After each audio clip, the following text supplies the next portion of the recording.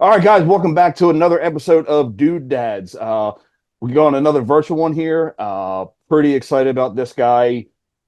I think the people that know us know we like to cook, know we like to barbecue, smoke meats. So this gentleman, lucky enough to get him on. He is and Heath, you correct me if I'm wrong on anything.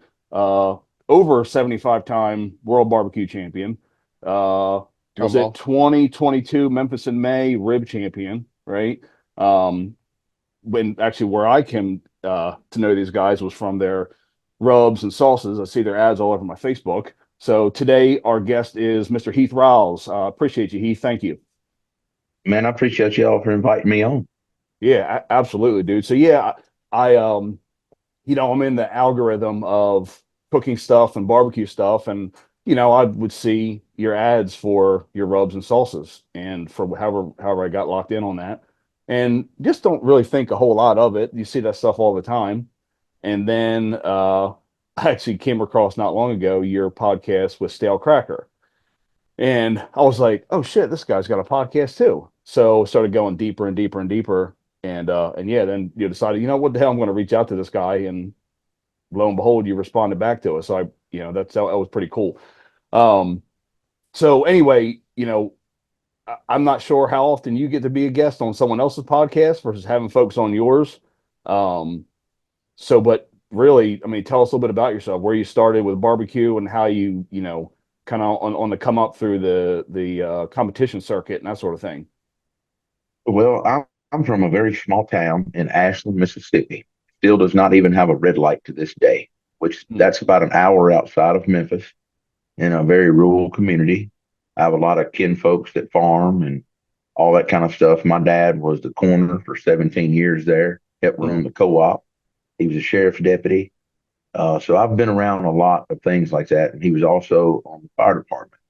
And it was a volunteer fire department, but they done fundraisers every year and cooked half chickens and Boston butts sometimes, and that kind of sparked my interest. And one of my best friends in high school, his Uncle Don, had a barbecue team, and we just always thought, you find those uncles, you hear the jokes about it nowadays. The uncle lets you drink beer and do things that your dad wouldn't let you do, and do things like that.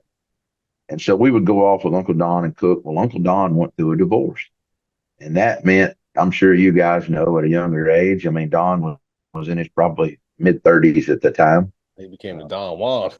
and 40, yeah. And so we were running with Don, man. We were having a good time. And I was still in high school. When we got out of high school, he had got serious in another relationship again. And that only lasted a few contests. He said, you boys need to build your own grill. And so I had took welding in high school. I had some friends in the construction business in Memphis. And so I wound up with a piece of pipe.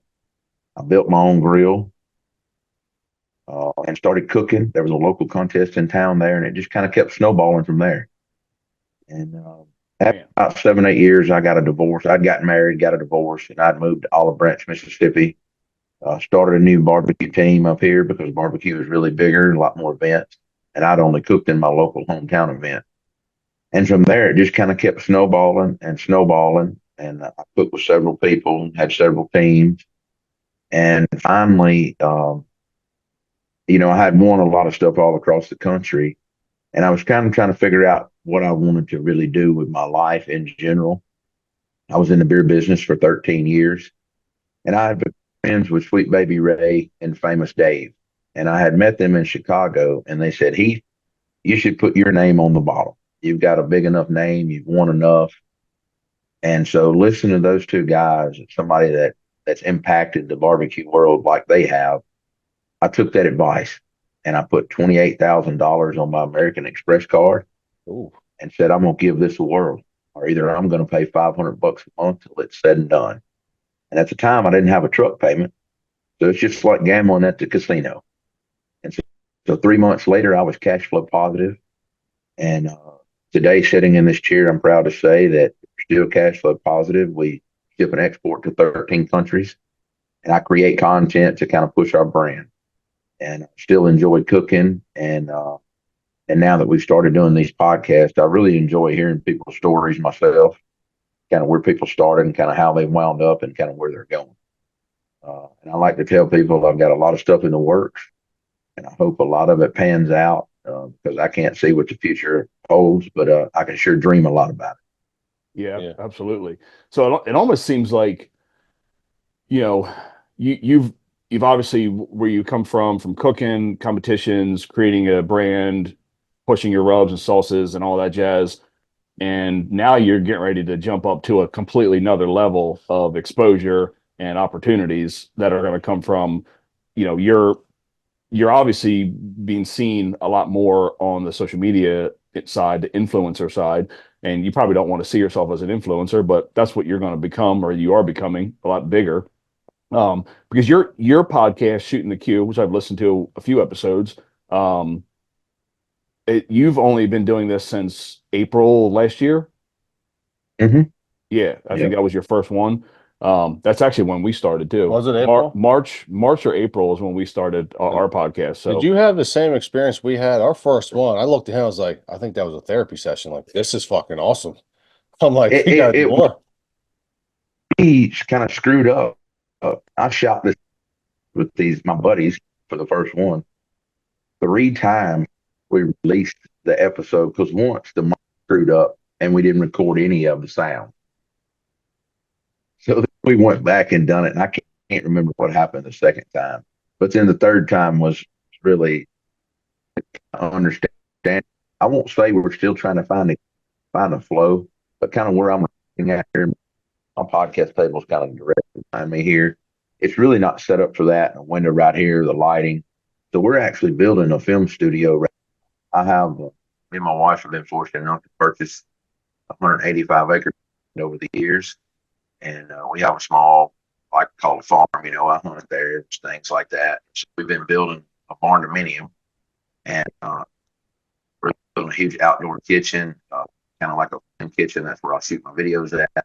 Going to have a Nice. podcast area, an urban bar in it, and somewhere I'll be able to bring guests to, and kind of like Stale Cracker. You mentioned you've seen him, where he'd be able to cook with me. We talk about whiskey. Uh, maybe go outside and shoot some guns or go fishing. Just get some lifestyle stuff and sit down and film a heartfelt podcast. And I don't really see a lot of people kind of tying all that together right now in our arena. And so I'm just trying to do something that nobody else is doing. It's kind of my thought behind that. That's So hopefully by June, I'm kind of rolling on that. We're finishing the wiring now, and hopefully insulation and sheetrock will be next. are you going to like so you almost will you do obviously bring the guests, do cooking. Will you also do like a master's class kind of thing too as well? Kind of, We're debating on that. Yeah, like some smaller private stuff, for Yeah, like 10, 12 people. Yeah, we're looking at that kind of stuff as well. I run into a lot of how do I say, like corporate stuff now, with yeah, some of the people that I deal with that don't these people does not want to and I'm the same way. I can't really segment out anybody saying this. I feel like I learn more when it's more hands-on and a smaller group than yeah. I do when it's 60 people somewhere and everybody's talking over people, right? And Oh I yeah, think a lot of people have that same mentality, and having 8 to 12 people in a room and learning how to cook and really, that's very doable in a regular kitchen to yeah, a oversized kitchen. When you get up over that, it's kind of you got to have a setting and all these tables and all this stuff, and it just gets to be too much. yeah. yeah, and that kind of it seems like is that a some sort of a natural progression for these big time barbecuers like Myron Mixon, right? Like his is his bread and butter now like teaching classes or like a whole society like that? Because am I wrong? Is he pretty big? Like, does he do big like things like that? Myron, I would say, um, him and Michael. And Myron is kind of like the face of barbecue. Come on TV, it kind of highlighted him. Um, so he brings everybody his house, and he brings in about 60 to 65 people once to twice a month. He has a regular competition class, and he has a memories class where everything's old school, cooked on brick pits, things like that, like his dad taught him. And he charges about $750 a person, but there's people that come in from all over the country. But Yeah. his class is not just teaching the food. He's at brisket, ribs, chicken. You're trimming it all on a table. You've got a cooker set up. He's probably got 25 cookers running around there, and everybody is grilling and learning at the same time. So his cost of his class, even though it costs a lot, Ron's doing an excellent job at converting people over to cooking and things like that. But a lot of that is just wanting to meet Myra. They're not going to get into competition barbecue. Yeah. Yeah. And there's nothing wrong with that. But I do think a lot of his stuff is comp classes. Yeah, around a long answer for me to say, but when you're doing that many of them and that many people, it's got to be a huge source. Yeah, no doubt. I remember there was a time where I thought I wanted to do competition barbecue. And I think Same. in like 2000, no, 2010-ish, 2011-ish, I dipped my toe into it, and there was a Diamond State Barbecue Championship at Dover Downs in Dover, Delaware, and it was some sort of like sanctioned event, like, and I heard, oh, there's a barbecue competition at Dover Downs. Let me go do it, and I didn't realize there was like fucking professionals going to be there, like. The people next to us were like on TV before, and I'm like, we back like my pickup truck with my old char griller stick burner. We had like a vertical box, and we had a Weber kettle and like a pop-up tent. There was no name banners, just a bunch of like redneck dudes that like thought they could cook. And it was like 3 or 4 hours into this thing, I'm like, we have no fucking business being here.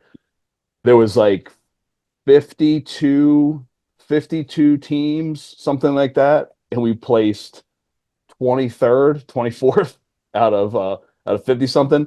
So I'm like, damn, we actually didn't do that bad.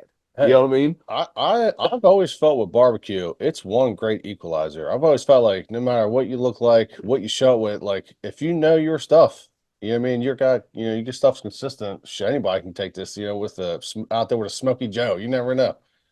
Well, it does not matter what you're cooking on. You can go cook on a pellet grill, a drum, a Weber. Uh, the biggest key factor is cooking to tenderness, getting the meat tender. Yeah. And cooking a pork butt or cooking a brisket, you got to render that fat the right way for it to be tender. Chicken's a little bit easier. Ribs is kind of the next step up. But cooking a brisket on a Weber kettle, it can be done, on a 22.5-inch Weber grill. It may Yeah, take you Now, 20 hours. yeah. do you now would you cook barbecue the same way for yourself as you would in a competition? No, I don't eat all that sweet stuff at home. Okay. So A lot. what is the makeup for, like if you're putting a game plan together for going for a win, what is the recipe that everyone's trying to stick to, like for how you're going to deliver the taste, the tenderness, and how do you differentiate yourself from the 500 people that are, doing the same thing? That's a good question. A lot of people have good flavors, and somebody like me that sells rubs and sauces, and maybe half the teams out here is using them, right? So Yeah. I'm kind of at a disadvantage already because we got kind of similar flavor profiles, right? Yeah. But everybody's different in how they season. Everybody's different in what rubs they layer, right? And things like that. Uh, and to me, what are some of the things you reach for at home, you eat, or what you've been taught? Salt, pepper, butter, right? And so I always try to make sure I got the right amount of finishing salt, whatever, on my meat. But the key to winning is tenderness, 100%. If Okay. you don't have the meat tender or the way it needs to be, you're not going to fare well.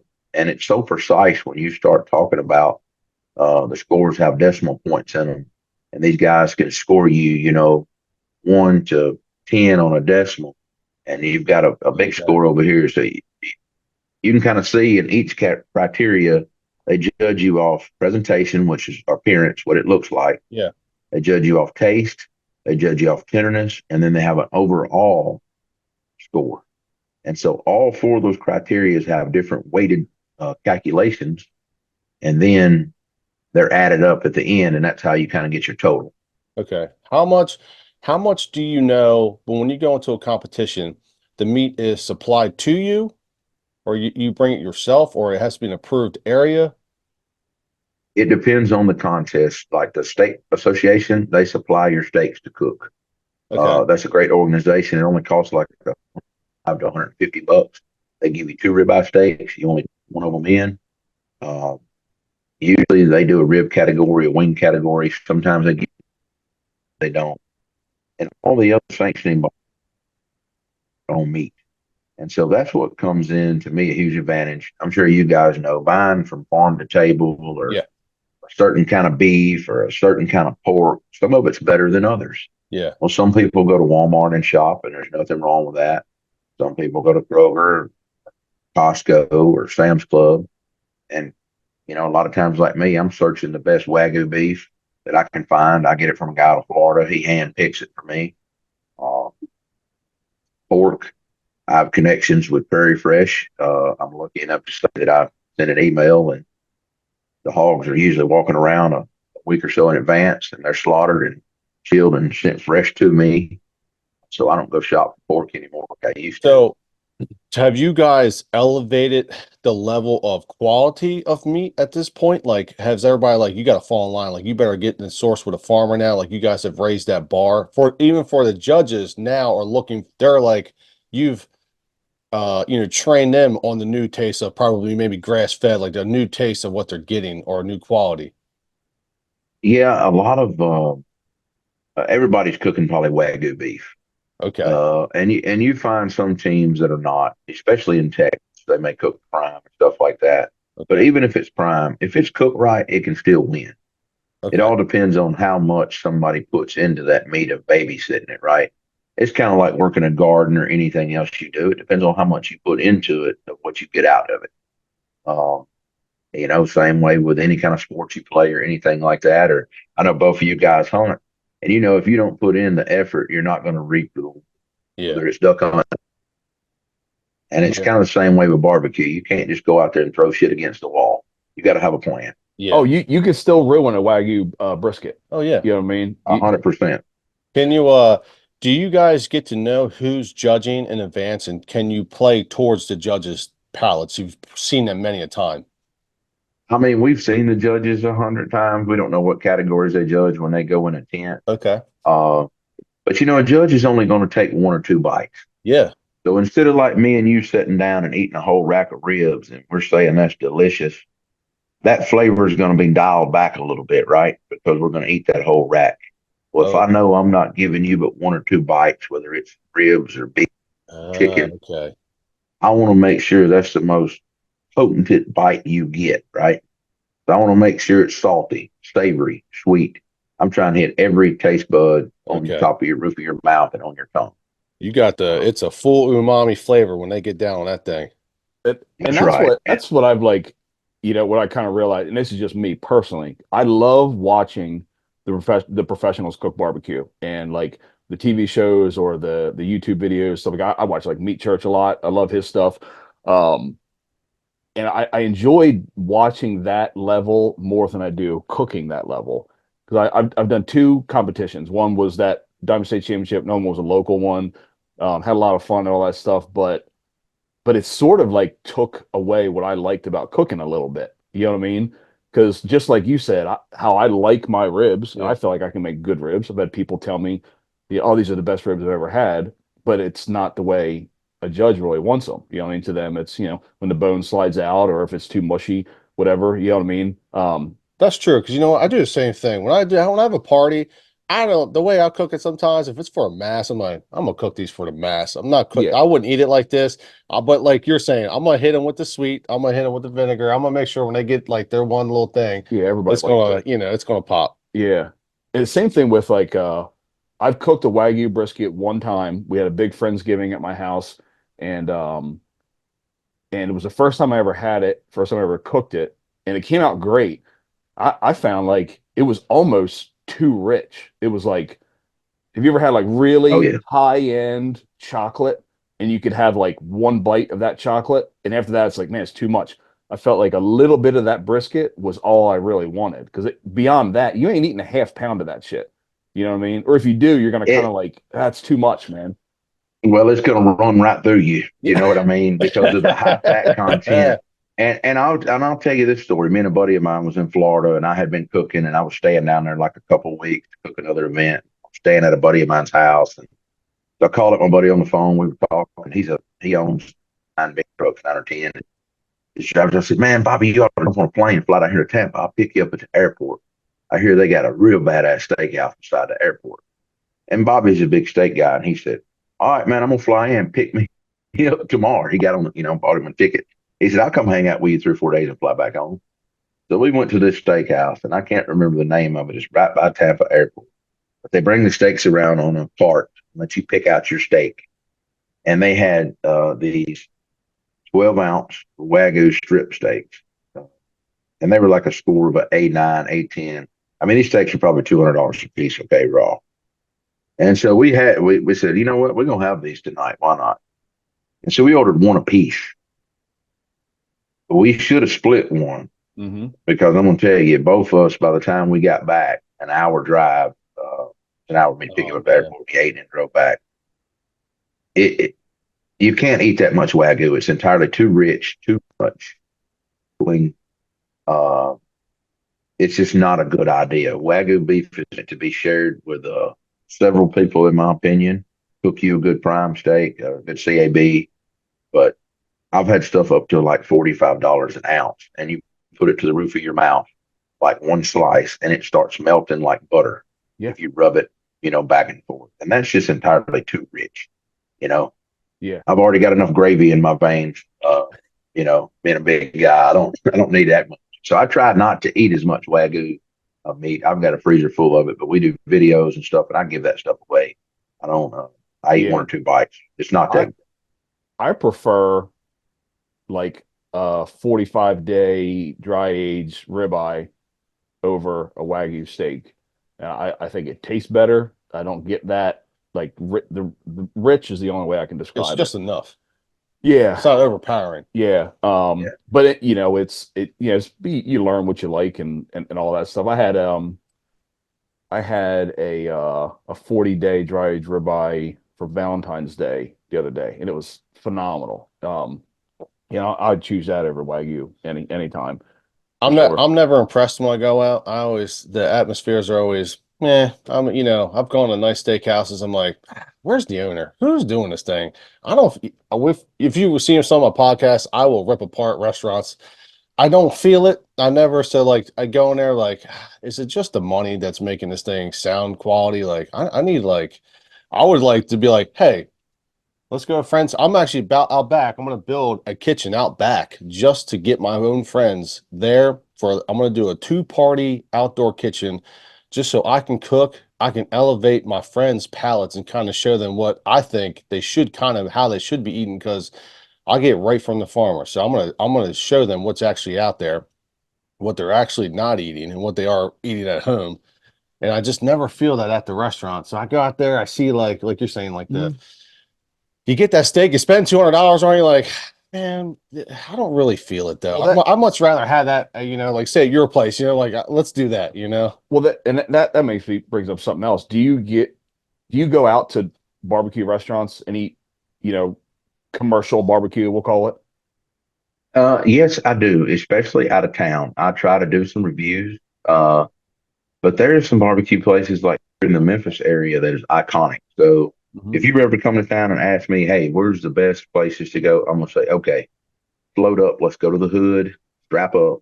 We're going to have a chopped pork sandwich with mustard slaw at pain. It's life changing. Yeah. Sloppy sandwich, right? I'm going to say we're going on down the cozy corner and we're going to have some ribs. And I do that for people, and they're not in the best parts of town, but it's iconic food. You know what I mean? And when we're in Texas at certain spots, I love going and hitting Texas spots. It just depends on where we're at. I have a lot of friends in the business, so I try to stop and support them. And a lot of them have really good food. If you're ever in Oklahoma, Clark's Crew Barbecue, I could name you a list. Aaron Franklin's, Valentina's, all the iconic places you hear about. It is worth trying. Yeah. Yeah. We don't have that here. And I've always wanted to try a barbecue place that, solidifies why they have the 4 or 5 hour wait while people are camping out the night before. Like I do want to hit one So of those spots. I'll tell you, and I don't know if you know this place. We discovered it last year in Richmond, Virginia. It's called ZZQ, and it's right in downtown. It's maybe 10 minutes off of 95, so like not far from DC. Um, ZZQ, and it's like you wouldn't think by looking at it or where it's located it would be mediocre best. I think it's phenomenal, absolutely phenomenal, and it's one of those places where people are lined up, hours before they open, and we discovered it last year. We go down to South Carolina and go pig hunting in February every year. Me and a couple of my buddies. And I have a friend that lives down there. We kind of swap hunts every year. Um, we were on our way home. Somebody found it on their phone, wanted to stop for lunch. We stopped. It was incredible. We left this year, a couple weeks ago, South Carolina at 3:30 in the morning, just so we could get to ZZQ like 30 minutes to an hour before they opened to get in line. Like we planned our trip home, our 10, 11 hour trip home, just to make sure we can get in there and not wait an hour. And that we did. We got a good spot. It was actually Super Bowl Sunday. And Oh shit. we were like the sixth or seventh person in line. We sat there for 35 minutes or so and got in there, and it was on. By the time we were done eating, the line was wrapped around the building. And but it's incredible. It's well worth it. I mean, brisket's like $32 a pound there, something like that. But it's well worth it. So if you ever get around Richmond area, check that out. Yeah, I've actually. Do you know who Tuffy Stone is? No, The other barbecue guy. He's on Pit Masters. He's probably one of the ones you were talking about that was in Dover, Delaware in 2011. It made me probably. think of him. He was with me shooting a podcast yesterday, but he lives in Richmond. He used to own the Q restaurants there and sold them to some investors, and he just does his classes and stuff there now. There's Hmm. also Sam Jones barbecue up that way that's really good. You got Rodney Scott's up that way. Uh, all those are like iconic places Yeah. for sure. Do Yeah, you, we got Mission Barbecue, which is come on, get it. which is I've okay. heard of Michigan barbecue I before. mean, Yeah. Man, you ain't missing nothing on missing barbecue. no, and it's Get inconsistent. the yeah, yeah. But it's More good. chain barbecue, I It's think. $98 for an ounce of meat. Yeah, it's okay. You know what I So mean? do you when you go to your buddy's spots, do you politely wait in line or you just walk right in like I'm here, baby? Slide It in the kind of back, depends. It kind of depends on where it's at because if it's somebody I know, I'm gonna say 9 times out of 10, they're like come around back, come in the side door, or either I come in the front door and ask for me when you get there, and it's like I get shuffled to the back, go to the pit room, that kind of stuff. And it's just, I guess it's fortunate because of my career, Yeah. Yeah, everything that I've done, and people that I know, and places I've traveled to. But a lot of people invite me back. We record a lot of it. We try Yeah. to at What least take pictures and what do you cook on a daily? Like if you're just at home. really, I love cooking on flat top, believe it or not, Okay. like a same. griddle, pellet grill, PK grill. I have like a egg type grill, a Weber on the patio, gas grill, deep fryer. I got a lot on my patio, pizza Oh, I'm oven, sure. wood fired pizza oven. Oh hell yeah. I probably have 40 something pits right now. What did you first learn on? An old homemade grill that my dad Just a had built. grill? Okay. Grill slash smoker. It was like a big cube, and you could grill on it, the fire up to grill on it or move it down, and like the fat would drip on Okay. the fire. Yep. You build a fire on one side, right? Put the meat over here, leave that stack closed, and it would just draw over. And that's how we cook Boston butts and things like that, deer shoulders, I deer roast. I miss my barrel. I almost wish I'd never got rid of it. I miss my barrel smoker, and the one thing I loved cooking on it was pizza.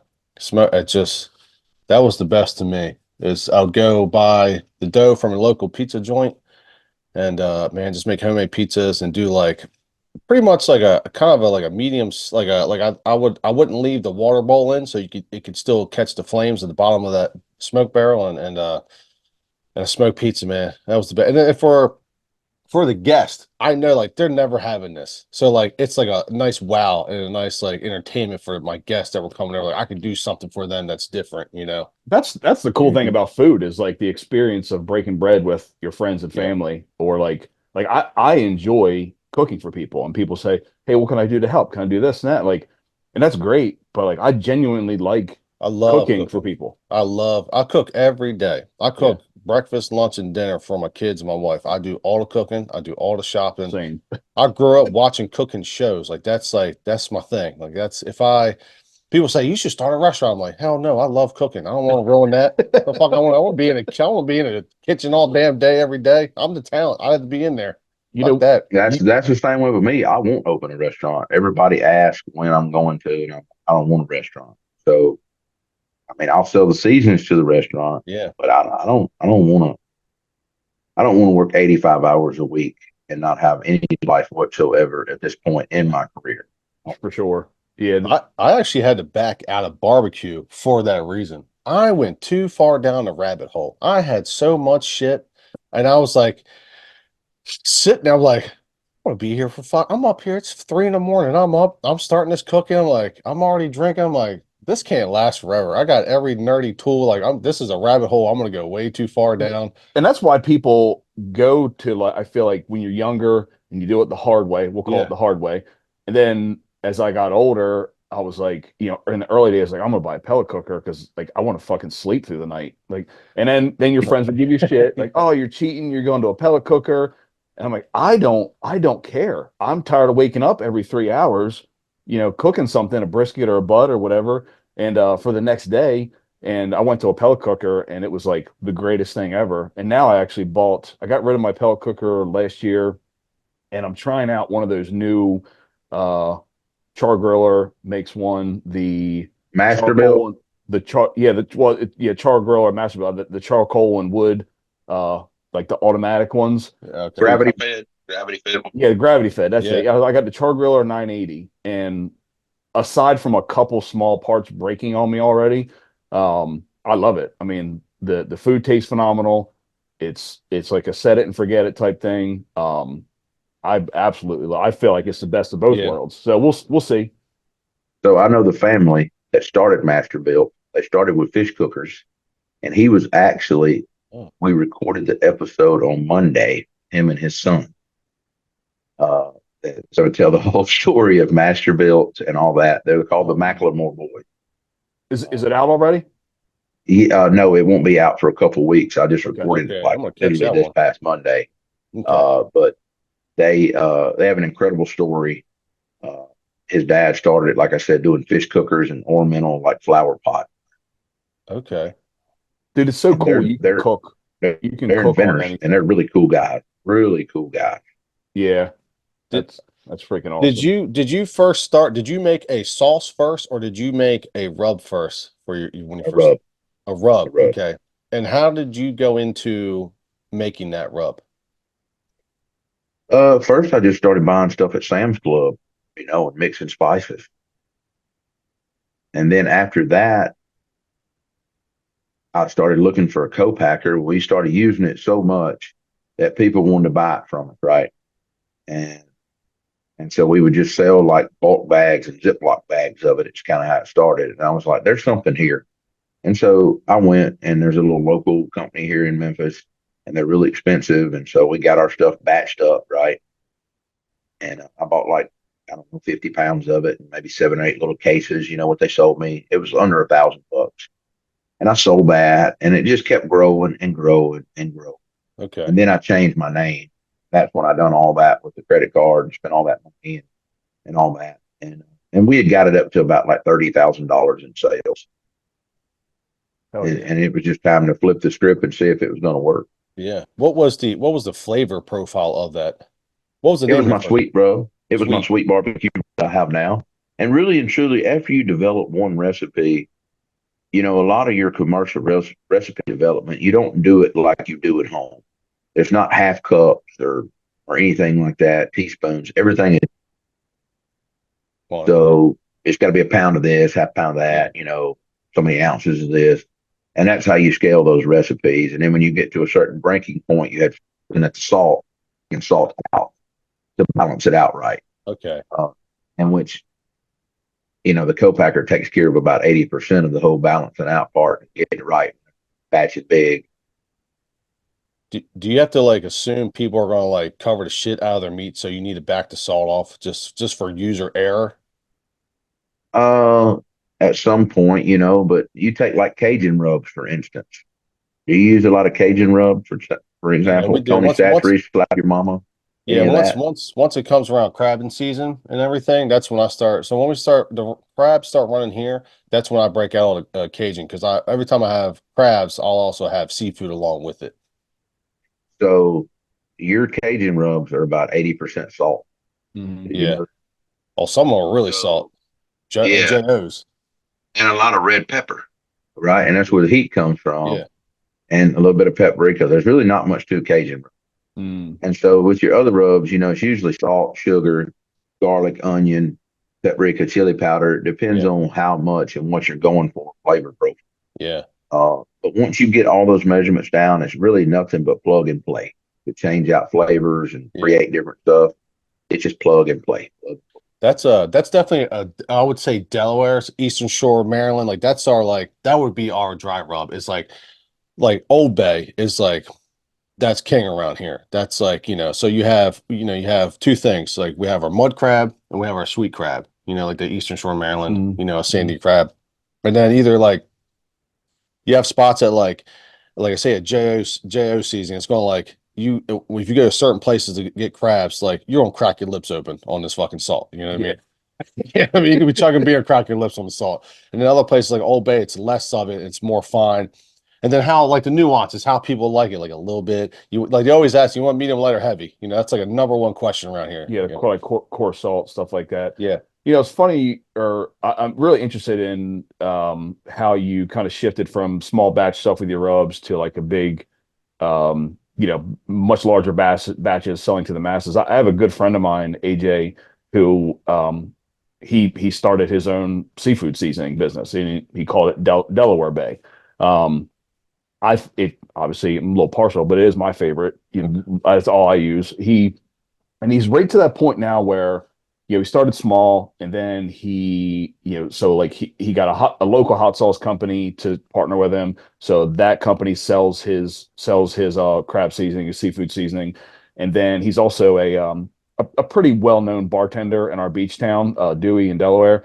So it's a small beach town, so he knows all the bars and restaurants around there, so he's got a handful of them carrying his seasoning now. Or they'll have like Delaware Bay wings, and it's kind of like the Old Bay wings, right? Like a seafood wing. And so he's right at that point where he needs to partner with someone or to make these massive batches to break the next level. Like he'll make me a gallon every year right before crabbing season starts, so I could do our crabs and stuff like that. But he wants to make it work, and I think he's right at that point where he's like, I'm not really sure how to jump to the next level, and it's a hard spot to be in unless you go all in, lots of money, partners or whatever. So that's kind of It's interesting to not hear your that bad. story. It's not that bad as far as money goes. If he finds a small co-packer up there that can make the recipe for him, you basically give somebody your recipe, sign a non-disclosure agreement. They manufacture it for you, right? And Hmm. you'll get you a label on it and all that. And then he basically just becomes a salesman and starts getting it in all those type places. Yeah. Yeah. And that's basically all I did was start going out and selling. My background was sales. And so I started out just like that. It was boutique.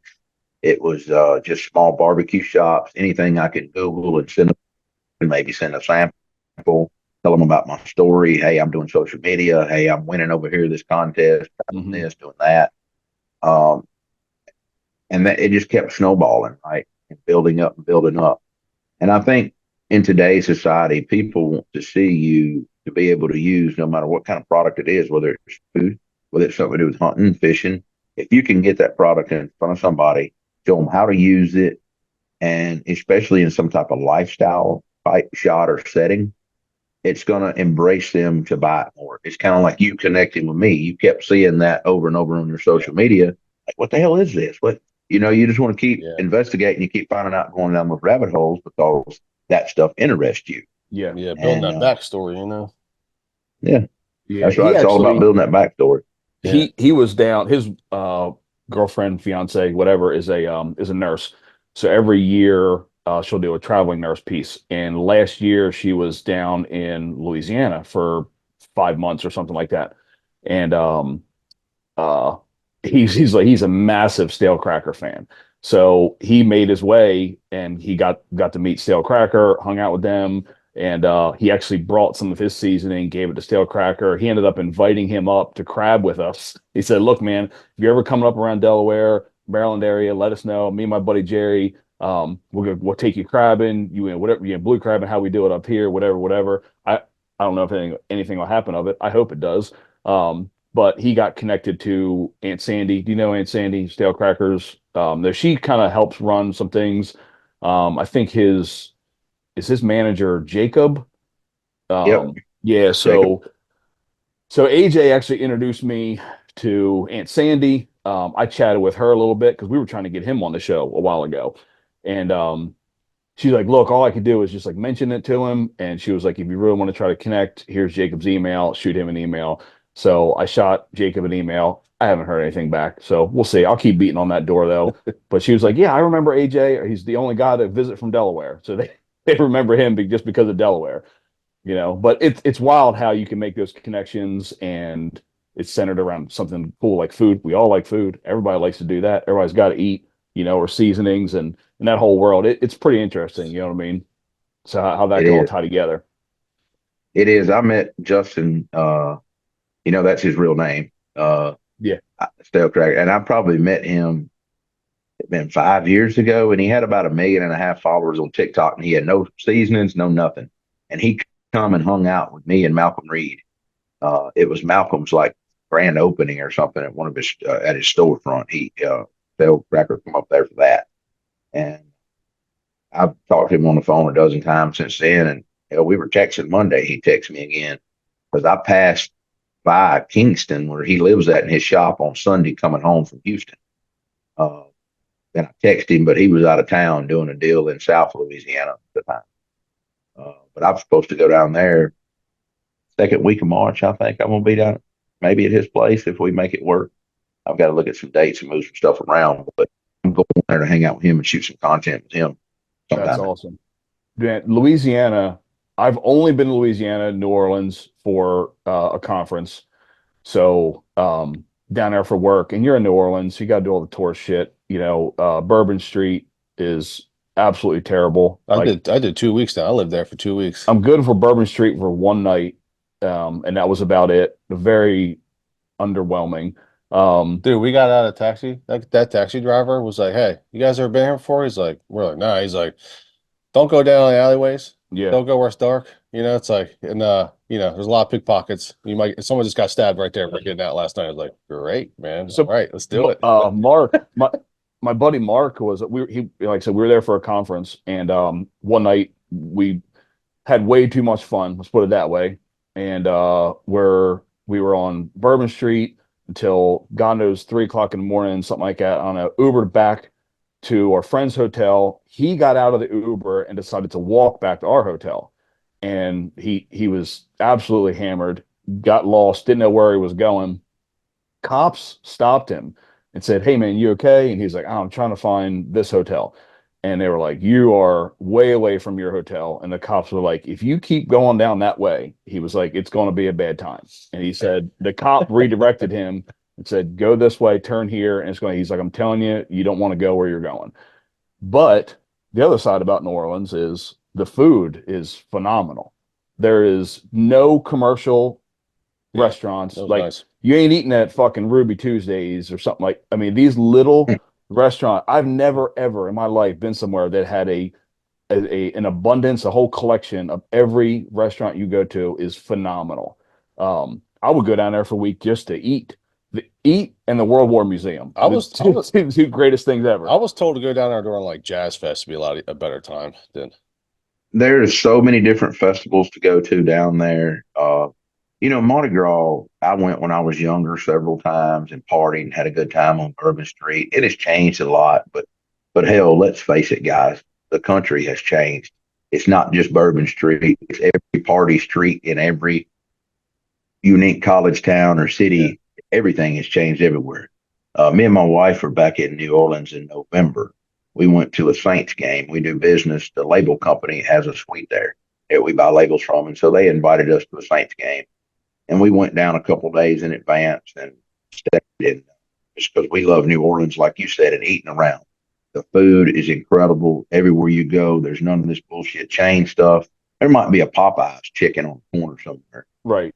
and that's all fine. But for the most part, you don't see any chain stuff anywhere. Everything is, like you said, every hole in the wall, every restaurant, everything is spectacular just about everywhere you go.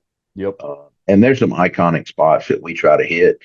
And if you go back down there, I highly recommend making reservations at a place called the Revolution, Okay. Revolution Cafe, or something like that. But it sometimes it takes months to get in. Oh, wow. And it is a higher end restaurant.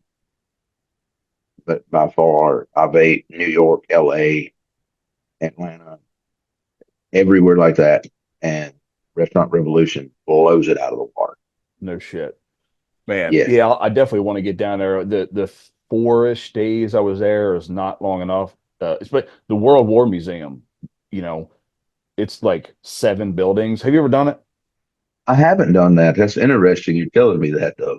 I'm telling you, it's saying it's incredible is an understatement. You need at least a day to see it because it's massive. We had like 3 or 4 hour break and we went through I think one of the buildings and it's like I mean there's some of this it's hard not to get choked up in some of these spots. When you go into the museum, you get assigned like a soldier, like you are an actual human being and you have this card and then you boarded a train and when you get in this train you look out the side and it's footage of people waving goodbye to you as you're being sent off to Oh, war wow. and then it just the museum experience is taking you through your individual soldier, right? So you go to certain stations and you'll swipe the card and they'll read stuff to you about that person and it's kind of like a whole progression Oh, and wow. I got Wow. goosebumps talking about it. It's incredible.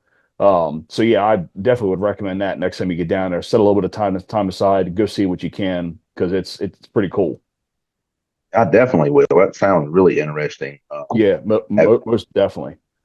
have you heard of the motorcycle and like race car museum in Birmingham, Alabama? No. I'd like to go It's there. about like 6 or 8 stories high, and it's right beside a Bass Pro in Birmingham. If you're ever through Birmingham, Alabama, I highly recommend going Yeah. I love that sort of thing. Any museum, we've got a lot around us between DC, Philly, New York's not far away. Yeah, we have a lot of history. Yeah, there's some cool stuff. I tell you what, man, I could sit here and talk to you for hours. I listened to your podcast. I think the last one I listened to was you with Mo Kaysen. Is that how you there. say his last name, right? Yeah. And with holy Yeah. cow, he lost a lot of weight, man. Good for him. He looks incredible. Um, you guys, and I could tell you guys are real buddies, like for real friends, because the fucking stories that you were telling each other, his story, you have to listen to this. His story about Mo shitting the bed in the hotel. Dude, I was crying because that's real stuff, man. Like we've all been there. And I mean, him talking about being in the fetal position and the sound he made in the microphone. And I mean, your genuine laugh. I love that whole the whole like vibe you guys had because you could tell you're just a bunch of buddies hanging around bullshitting. You're not embarrassed about anything. You're telling all these great stories. That was an incredible episode. It was great. He is such a good guy. Uh, it's unreal that, I mean, we've been friends for many years. And after that, he story on there, and I can't remember if my editor cut it out or not. He's like, "Hey, are you going to edit that out?" And I'm like, No. What is the competition scene like? Why you guys are just waiting? What's some like what are wild things that happen or what do you guys commonly do? "Man, every time all of us barbecue guys get together, you can just about bet we're going to go to a bar and we're going to have a good time. Barbecue is just honestly, it's kind kind of like a good old boys club. That's the best way to describe it. Nobody is really strangers. I'm going to say there probably is cliques inside of it. You know what I Yeah. mean? How some people click up. I'm not like that. I don't believe in that. I like being friendly with everybody. I don't care who they are. That's the way I was in school, from the heroes to the nerds. And it's everybody has such a good attitude about things. I tell everybody barbecue's like one big family. That's Yeah. the best way to describe it. You It really guys, is. I imagine with that, you guys, probably reach how, like, do you find people helping young people starting at a competition? Like, hey, look, I've seen you doing that. Like, maybe you want to try it this way for this competition. Oh yeah, give people time. People call all the time. Everybody in barbecue, for the most part, is very approachable. Hmm. Anybody you see at a contest or is there, they'll help you do anything, tell you anything. And somebody like me, I'll say, "Oh, you need some rub? You need this? I'll give you a bottle of rub. I'll Okay. tell you what to do." I Yeah. mean, because that's what you should do. I mean, if you're trying to further along the sport and further along people's knowledge, I don't believe in secrets because I tell anybody, I'll tell you everything I do, but you still got to execute it at the end of the Yeah. day. And everybody's passion is not the same about things. Yeah. We all know people that half-ass life every day, and Yeah. it depends on what you want to do. And you can be the best at something, or you can be mediocre. It's all up to you. How did you put together your team or your help for big competitions? Is it always the same crew? For the most part, the same crew. We've had over the years, we've had people come cook with us, learn, and then want to go do their own thing. Okay. And I'm very proud of that. And then a lot of those people I help sponsor now, and they use my products and use my Yeah. rub, and it's a good representation of my brand. Yeah. And so that kind of stuff don't bother me. I would much rather say that I taught you how to do something and helped you further your career Yeah. than I had you say, well, that guy turned his back on me when I Yeah. needed him. Yeah. I'm That's just not going to do Yeah. that. I And would you're much and you're rather have the moving the platform. plate of barbecue itself. How did you so I mean barbecue takes a long time. So how do you balance, having to do these long cooks and probably a lot of competition in the early days? How did you balance that with having a young child and a family? A lot of sacrifice is all I can say. because how many Um, were you doing a year? Because at you don't one, do many competitions now, right? not now, I don't do a lot. At one time, I think the most I've ever done was like 42 in a year, 43, something like Yeah. that. I That's averaged almost a about week. 30 to 32 for a long time, for several years in a row. Um, and it fluctuated between that 30 and 40 a lot. Do you just take the family with you or are you just always gone? Sometimes they would go, sometimes they wouldn't go. It just depends on where it was at when I was leaving. Yeah. I kind of made it my full time job. And so sometimes I might leave out on a Wednesday, Thursday morning really early, not be home till Sunday afternoon.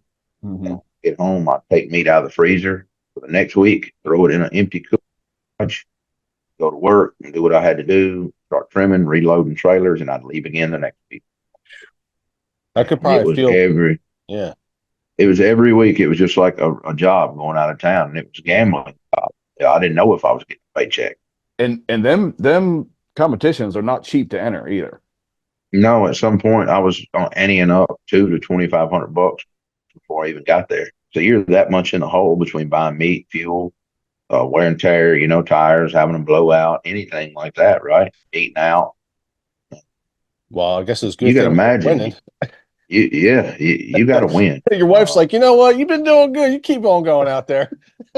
Well, it's I don't know. I guess you could say I'm lucky and blessed is what I like to say because a lot of people has tried and didn't succeed at what we done. So I Yeah. do feel very lucky and very blessed to be doing what I do for a living. Yeah. Yeah, it is a lot of people's dreams. I think a lot of people think it's a lot sexier than what it really is. But there's a lot of folks out there that live vicariously through guys like you because you look at something like that, like, man, this guy's making a living. And whether they believe that they could do it or not, or maybe it's just not, in their life to do it, but it's still we like watching, at least dudes like me, like watching barbecue, things like that, or hunting, right? Like so yeah, I'm a big hunter, especially waterfowl. So I like watching those guys. You know what I mean? Matter of fact, you know who Sean Mann is? That name sounds familiar. Sean Manning's professional, one of the old school professionals in the goose hunting world. He makes goose calls and all that jazz. I got a connection with him. I'm going to reach out to him here probably this week, hope maybe even today. He said he wants to do a show with us, so that's pretty exciting. Um, Yeah, I've had some talk with Tony Vandemore a few times. oh man, see that's a I've hung bucket out list with hunting trip I want to you take. know Chad from the Foul Life. Yeah, I've hung out with him several times. I've also hung out with Chad Min, UFC fighter. He hunts with Chad from the Foul Life. Dan oh, Henderson from the UFC. All those guys I hung out with at Traeger. They come duck hunt. I've hunted with the Flambeau guys. I've hunted with I don't know, I guess a bunch of different ones I've hunted with and duck hunted. I was in a large duck club, like the lodge was like 12,000 square feet. It was an old yeah, Amazon warehouse that my buddy went in and built the bathrooms up off the ground and put in rooms and all that. And they still have it right now, but I was so busy I didn't get to hunt last year. that's Um, awesome. I mean, it's but not yeah, awesome if we you didn't get to hunt last year, but having but having those experiences, because that's why if I can somehow make hunting a piece of my job, that would be like a dream come true. And it's kind of funny because my son is 6 and he shot his first deer this year. And I'm in a position where I have nice places to hunt, and I built him a really nice blind. I built us a really nice deer blind. It's 8 foot by 5 foot. It's 10 foot off the ground, windows, the whole 9 yards. And because he's been begging to go hunting, little boys, I want to go hunt, want to go hunt. I'm like, you're too small. I built this blind. I bought one of those death grip tripods. He has a youth model 350, and I said, "All right, well, if you could practice and you could show me, then we'll do it." So I basically made everything that I could do for him to be successful. We practiced, identifying targets through the scope. Then we moved up to shooting. He was drilling targets, doing everything right. And then November, he's actually too young for our youth season. Our youth deer hunt is only 10 to 15-year olds. Huh. But in Delaware, there's no age limit on hunting. So he could hunt the rest of the year. So he couldn't do the youth hunt. I took him out opening day of our gun season in November, and that morning he shot his first deer, a little spike at 98 yards, and got the whole thing on film. It was the hands down the best hunt I've ever been on my entire life. I mean, we got and having the thing on film, I had a GoPro set up in a blind, the whole him pulling the trigger, our reaction afterwards, it was incredible. He went on later on that afternoon. He actually missed one, a big nice buck. He missed at 9 yards, and did we freeze up? Oh no, there you are. no, no. And he finished out the season this year and shot a nice little basket 8 pointer. And he, not a big deal, but he was thrilled with it. You know what I mean? So I got a euro mount that thing for him. It's hanging in his room. But I'm in the kind of the same boat, and that's why I slowed down on duck hunting so much. I mean, us having a baby and all that. I'm building like an 8x8 stand in one of my fields, kind of like that you pull side by side right up under, walk up a set of stairs and go in hell yeah. and all that. And I've got some nice like 4x4 stands now, but something for the kids to get in, and I enjoy more of that now. So if you go But hunting on, duck season, oh, go ahead. go ahead. I was gonna say if you go hunting now with a big group, or is it expected that you'll be smoking all the meat, doing all the cooking? A lot of times, yeah. Yeah, we're planning a fishing trip now with some buddies, and they were like, well, "What are you going to be cooking?" I'm like, "Well, I guess we'll have some steaks. I'll do some steaks." What do But you have a favorite game that you like to smoke? believe it or not, I love elk and love deer, and I love duck. Yeah, When I'm able to, harvest the right, I love duck poppers and things yeah, like that. And sometimes we order the big Mular duck breast, big 14 ounce, and yeah. I have a buddy that turns them into pastrami. We do Oh, I've pastrami heard that was over the it. best way. I heard Oh, that was phenomenal. Yeah, it's pretty Um, good. Pretty good. yeah. Do you who's dang, I can't believe it just went out of my mind. The book Hunt, Gather, Cook.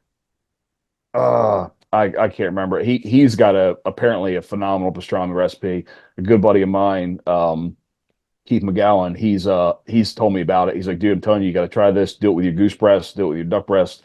That it's how good it is. That's definitely something I want to try in the future. We mainly waterfowl, mostly hunt geese around here. I mean, we've around the Eastern Shore of Maryland, Kent County, Delaware. That's kind of like there's the most opportunities, right? Mhm. And we'll kill them, mess them throughout the end of and we throughout the year, the end of the year, whatever's left that we didn't eat, we'll just turn into snack sticks. So I actually took Yeah, they were good. yeah, it took like 60 pounds of goose breast to our processor, and he made a bunch of snack sticks for us. And easy people, everybody likes We to do do the that. same thing. We do the same thing. We do snack sticks and jerky and all that kind of stuff too. Yeah, and I keep a couple, Don't and try not to I'll waste smoke a anything. couple, thin slice them, or make goose cheesesteaks, or even just the old crock pot recipe. Every once in a while, I'm just in the mood for that. You know what I mean? Yeah. But yeah, whatever's left at the end of the year, that's what we do. We do the same thing with the hogs we kill. We shot 3 nice hogs in South Carolina a couple weeks ago. Came back and got 80 pounds of Italian sausage made. And like everybody just divided up with all of us, and it's easy to share. You know what I mean? So it's yeah, and they're delicious. Yeah. You know what I mean? I bet they are. I bet they Do you are. have hogs down your way? Oh yeah, I don't have them on my farm, but they have them like south of us. A lot of people Yeah, kill them. they are. They're one of my favorite things to hunt, and I don't know if it's because we don't have them up here, and I only travel once or twice a year to do it to my buddy's property. But it's so fun. I mean, using hunting at nighttime, using infrared or thermals, and it's a I've whole got set different up for it. experience. Yeah, whole different experience with a lot of fun. So, um, all right. Well, I don't want to eat up a bunch of your time, man. Like I said, I could talk hunting and cooking for hours. Well, man, believe me, I would love to. I love doing it as well. And please don't hesitate to reach back out, and we'll connect again. And I'll jump on coming up. You, But it's been a real good conversation with you guys, well, and I appreciate you, like I said, having me on. you have a podcast as well, so maybe we could jump on. If Yeah, you're ever looking for different guests, I know Yeah, you got some pretty I famous will. people on yours. I'll tell Jacob to get you on the schedule. I know yeah, we've got, how far I am out. yeah, So I'll look at that and get you on a schedule. We definitely do that. yeah. Yeah, I'll tell you what, man, we've connected with a guy that's down in Mississippi. I know Mississippi's a big state. Jake Reeves, you know him, the Mississippi Superman. So he's got a podcast called Man Up. It's mostly just him and his buddies cutting it up. He owns an MMA gym. He was a professional fighter at some time. Great, great dude. You would like him a lot. And I don't know how close he is to you, but you guys I'll would have to really look vibe him up. together. Yeah, I'll have to, the Man Up podcast, Mississippi Superman on like Instagram and that sort of thing. But yeah, definitely look him up. We had him on. He was the coolest dude ever. It's kind of like one of those guys where you have a conversation with and you like I could break bread with this dude. Yeah. I could see being Did we friends. just become best friends? Yeah, yeah, exactly. But no, definitely check him out. He'd be a good one I for will. for you for sure. A good connection. But no, if we ever have plans to make our way down your way, I'll let you know because I'd Just love let to. me know. I would love to have you in studio for sure. Yeah, that'd be phenomenal, man. So look, real quick, where can folks find you if they don't already know you? We're at everything at Heath Riles BBQ, everything, every channel. So whether it's YouTube to TikTok to Instagram to whatever, Meta, Facebook, whatever you want to call it, we're Heath Riles BBQ. Right. And where are most of your spices and everything sold? Man, we're available. If you look on our dealer locator on our website, heathrilesbbq.com, we're at Walmart, we're an Academy, we're a ton of grocery store chains, kind of too crazy for me to name. And I'm also going in all the Kroger stores. Hey, Burgers, yeah, okay. they're in. Awesome. So, Awesome, man. Love it. Love it. All right, guys. Well, thank you so much. Yeah, I appreciate you. appreciate you, Heath, and we'll definitely chat again here soon. all right, man.